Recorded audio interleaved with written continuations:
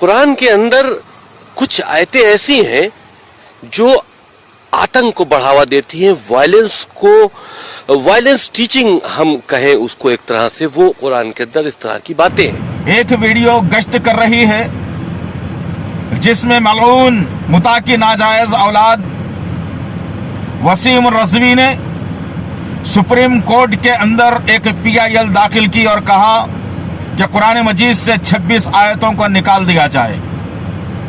इंशाअल्लाह अज़ीज़ अज़ीज़ान मोहतरम मिल्लत इस्लामिया, ये काम अल्लाह की अदालत में होने वाला है और इसलिए कह रहा हूँ कि मलऊन वसीम रज़वी इतना तो समझ ले कि वो तो अल्लाह के गैज़ व गज़ब का शिकार हो चुका है।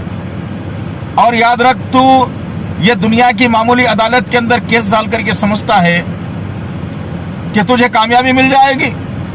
एक ऐसी अदालत है जो अल्लाह की बारगाह में पेश होने वाली है।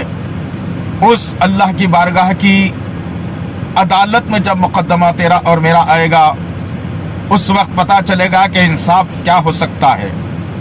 तो खुश हो जा, तो मलऊन, तो राफजियत की नाजायज औलाद, कई नुत्फों का एक जो है ना रहम में टपकना, उसके बाद तेरी पैदाइश का होना, ये बात तय करके रख ले। और याद रखना, तू क्या, ये दुनिया की कोई अदालत क्या, हमें हमारे मुल्क की अदालतों पर भरोसा है अल्हम्दुलिल्लाह, हम फख्र करते हैं पूरी दुनिया के अंदर अल्हम्दुलिल्लाह। लेकिन याद रखना कि ये जो तूने सवाल उठाया है कि कुरान से आयतों का मेर देना चाहिए, निकाल देना चाहिए, जिससे दहशतगर्द होती है, और तूने क्या कहा कि खलीफाओं ने अपनी मर्जी से दाखिल किया है। अरे नौज़ बिल्लाह मिन ज़ालिक, याज़ बिल्लाह, पूछ कभी तेरे जाकिर से इस कुरान के बारे में वो क्या कहेगा, पूछ कभी तेरे लोगों से इस कुरान के बारे में क्या कहेंगे, है?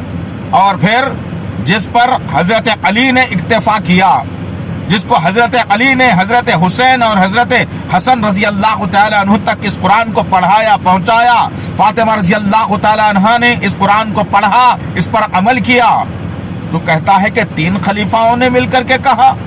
और क्या कहता है जलील, नबी का नाम लेने से पहले अपनी जबान को 1000 दफा पाक करके आइंदा से नाम लेना, समझा रहा हूं तुझे, इसलिए कि तू क्या कहा मोहम्मद साहब के बाद, अस्तगफिरुल्लाह। अरे वो नाजायज औलाद, अपनी जबान को लगाम में रख। अभी नबी के चाहने वाले सरजमीन पर जिंदा हैं, अभी नबी के मानने वाले नबी सरजमीन पर जिंदा हैं। आइंदा से और अगर बात करेगा तो फिर याद रखना। बस ये पैगाम वसीम रज़वी के लिए है। बस मैं इसी बात पर इक्तफा करता हूँ कि अल्लाह इस मलून को हलाक और बर्बाद कर दे, आमीन।